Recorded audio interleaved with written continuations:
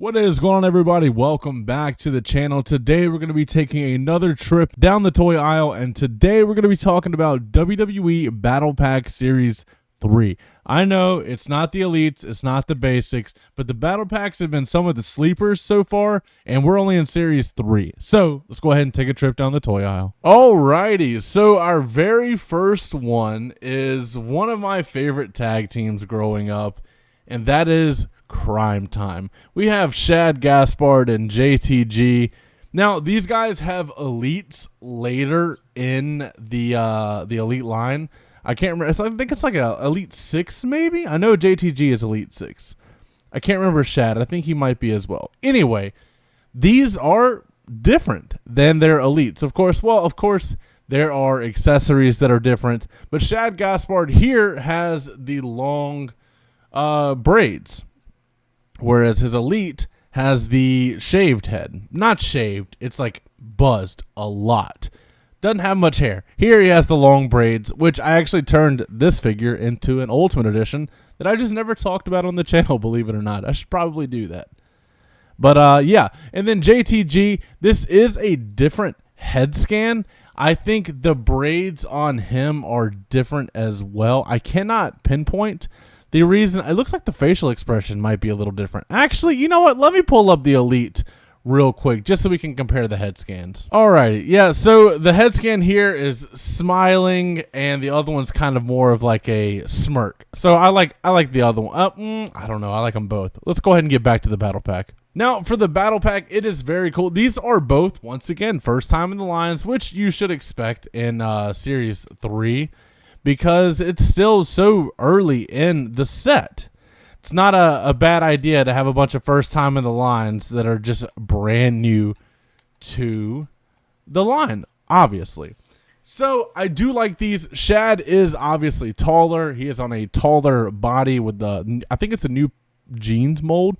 JTG is an entirely new mold, I think, from the waist down, which is the same for his elite figure as well because you just can't use the same tooling. So it is nice to have those differences there. But these guys look really cool. They're both wearing their Timberland boots, and I think it's a really good set. It's I do wish they would have put Crime Time instead of Shad and JTG, but they probably didn't do that for like retail purposes. Probably don't want crime on a package, but it does look nice. But their elites are superior, except the elite bodies weren't what they are now. So if you take like the elites, take the head scans from here and put them on newer parts, now you're talking. But let's go ahead and get into the next battle pack in the set. The next battle pack in the set is Edge and Big Show. And this goes back to, I think, Battle Pack Series 1, where we talk about the difference in having figures posed properly in the packaging. As you see here, this is labeled an Ultimate Rival set. So this is Edge versus Big Show. And you have Edge clear as day going for a spear on Big Show, which is pretty cool. It also kind of has like a teeth gritting head for Big Show, so it kind of plays into it like he's actually taking the blow. Like, I think it's really cool. And this Edge attire, the red with the black designs with the Rated R logo on the side, looks really good. Of course, we do have the blurry photos anytime that we zoom in on some of these old photos, but they do look good. Big Show obviously being on a taller body. Duh, but I think we got a basic Big Show before this came out, I believe. So yeah, essentially a re-release. I think it was the same head scan as well. It's pretty interesting. But I never liked this head scan for Edge. I can't remember if this is the same as his elite or not. It just they didn't really capture Edge's likeness until way later. Which is a shame because Edge has such a distinct appearance, I guess. Like, the Judgment Day elite of him looks really good, but I hate the hair. And then I like the hair on the elite, 94, I believe, with the white and red trunks. But even then, the face was god-awful. And then we know how the WrestleMania elite Edge face was. Yikes. So they had a hard time getting Edge's likeness for sure, but I do love the pose and packaging. Now, if you're looking for this set mock, good luck, because it's 15 years later and these sets, the packaging just doesn't hold up that well over time, unfortunately. I have a few of the early series elites, and no matter how great in condition you like keep them in, they're dinged up. So that is unfortunate, but it's another great set for the Battle Pack set. Now, let's go on to the third one in the packaging. And then this was, I believe, a makeshift tag team at the time of just two high flyers.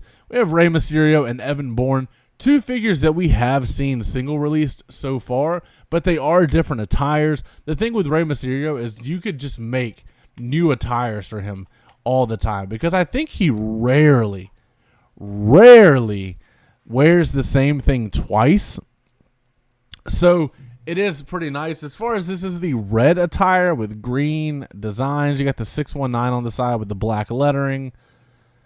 And then I do like the design on the right leg a lot. I think it looks really nice. I never liked this head sculpt for Rey Mysterio, and they beat it into the ground really, really bad. This figure was used, this head sculpt was used a lot up until like deep into the elite line when oh man, what was it? It had to be like Elite 88, I believe, with the Rey Mysterio with the eye patch. That's how long it took to get a new head sculpt that was used regularly.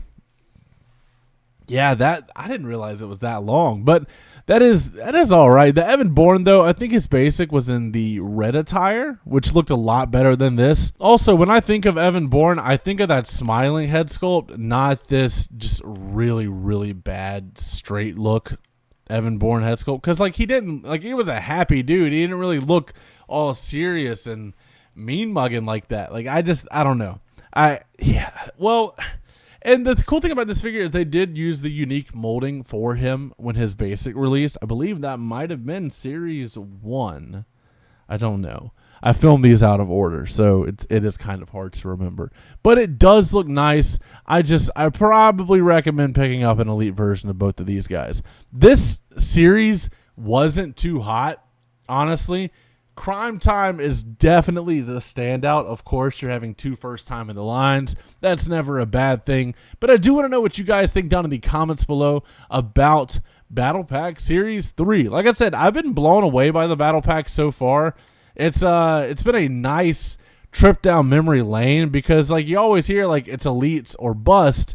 And well, you have a lot of really cool Battle Pack sets early on in the Mattel line.